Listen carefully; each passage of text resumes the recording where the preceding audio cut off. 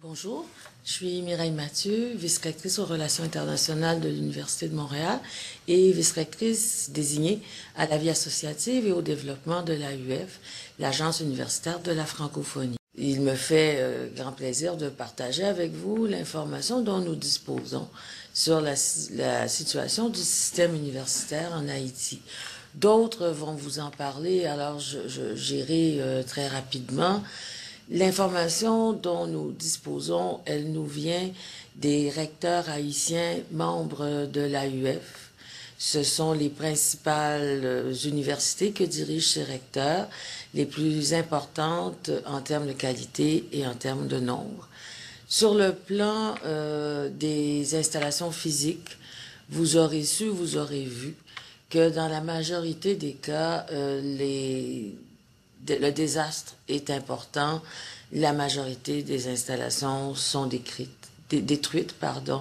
Et ce qu'on nous dit également, c'est que beaucoup d'étudiants et probablement d'autres membres du personnel des universités ont développé une peur, dans certains cas peut-être même une phobie, des installations bétonnées, et que pour la reprise des activités, il va falloir, au moins pendant un certain nombre de mois, miser sur des tentes qui ne sont pas, évidemment, à la saison des tornades, la solution idéale, mais aussi, probablement sur des abris avec des toits de tôle, les anciens hangars, comme a fait le recteur de l'université de Quisqueya.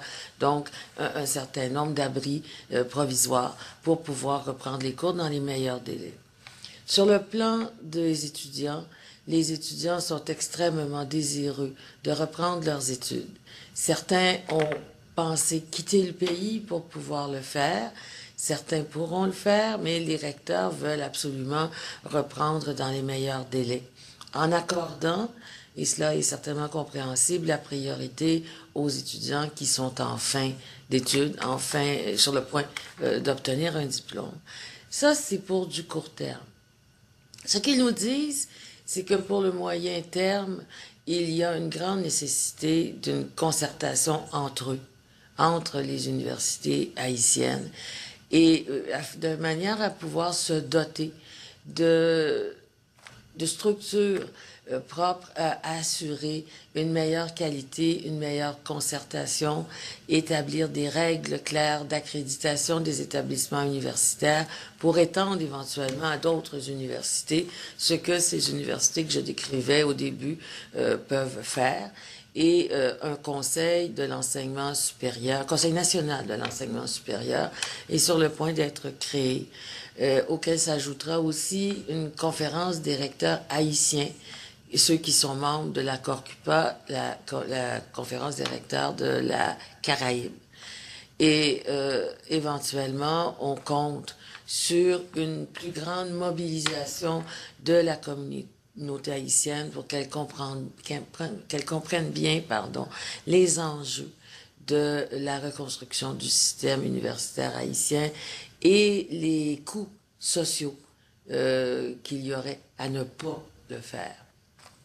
Une des grandes demandes des recteurs haïtiens que nous avons rencontrés à l'AUF, que j'ai pu rencontrer lorsque je participais à la mission de la gouverneure générale du Canada en Haïti il y a 2 semaines, rendu au 6 avril, ça fera un peu plus longtemps, ça fera un mois, c'est de vraiment faire en sorte que toute l'aide internationale, toute cette mobilisation généreuse qu'ils observent, qu'elle se porte sur un plan haïtien avec les principaux artisans haïtiens et en Haïti. Ce qu'ils déploreraient, c'est que nous venions ajouter au chaos qui existe déjà par des initiatives qui ne seraient pas coordonnées et qui ne seraient pas en lien avec les véritables besoins. En toute générosité, mais ce ne serait pas certainement une solution dite gagnante. À cet égard, sous l'angle de la concertation, sous l'angle d'un plan maître haïtien. Je vous fais part d'une initiative prise par l'AUF qui a considéré que, étant une association qui regroupe 730 universités francophones à travers le monde, dont les universités haïtiennes, dont toutes les universités québécoises, dont bon nombre d'universités canadiennes, nous avons compris qu'il était de notre devoir et de notre mission de venir en aide au système universitaire haïtien et de coordonner, dans la mesure de nos moyens, tous les efforts qui devraient mener à la reconstruction ou à la refondation du système universitaire haïtien. Et c'est dans ce contexte-là que nous avons prévu des assises internationales sur la reconstruction du système universitaire haïtien qui se tiendront à l'Université de Montréal les 25 et 26 mai prochains. Pour en arriver à ces assises, nous avons justement voulu miser sur l'état des besoins, l'état des projets dont vont nous faire part les recteurs haïtiens, tant pour leur institution prise individuellement que pour le système universitaire haïtien, puisqu'ils misent dans le futur sur une beaucoup plus grande concertation entre leurs institutions, programmes conjoints, harmonisation des cursus, etc. Donc, c'est l'assise des assises. Parallèlement à ça, nous avons demandé à toutes les universités membres de l'AUF, aux conférences de recteurs dans tous les pays, conférences de recteurs créées par l'AUF, mais conférences de recteurs qui existent déjà, comme la CREPUC au Québec, la UCC, la conférence des présidents des universités en France, etc., etc.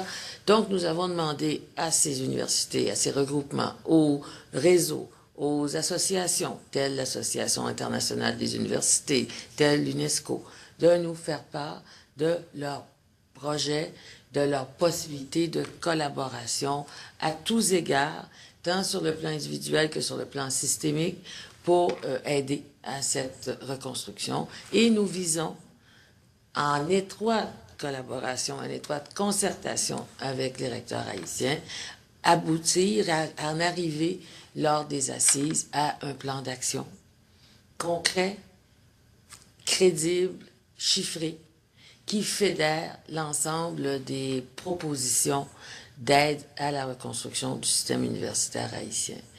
Et nous croyons qu'à cet égard-là, nous répondons à la demande des recteurs. Je vous dirais que ces assises ont l'appui tout à fait important de la CREPUC, de l'Association des universités et collèges du Canada et de l'ensemble des partenaires que j'ai mentionnés. Au Québec, toutes les universités québécoises ont été mises à contribution pour que, et il en va de même au Canada, pour qu'on puisse en arriver à ce que ce plan d'action ne demeure pas lettre morte. D'ailleurs, ce plan d'action comportera des livrables, un comité de suivi sera créé, composé des différents intervenants et au premier chef les recteurs haïtiens, afin que nous puissions, année après année, parce que ne nous leurrons pas, les assises dont je parle sont un premier pas vers une longue marche. Donc, année après année, nous puissions mesurer le fruit de nos efforts et réajuster le plan pour qu'il soit le plus efficace possible. Et nous espérons fortement, nous misons que les assises de 2011 pourront se tenir en Haïti. Alors voilà ce que je voulais vous communiquer, vous inciter à suivre de près ce qui se passera. Les assises sont sur invitation, donc peu de personnes pourront y participer, mais à partir du moment où le plan d'action aura été adopté, mis sur pied, nous comptons organiser des rassemblements ou des événements regroupant un plus grand nombre de personnes afin que tous ensemble, nous puissions progressivement et le plus efficacement possible, et avec toute la créativité que nous pourrons fédérer, en venir à cette reconstruction du système universitaire haïtien. Je vous remercie.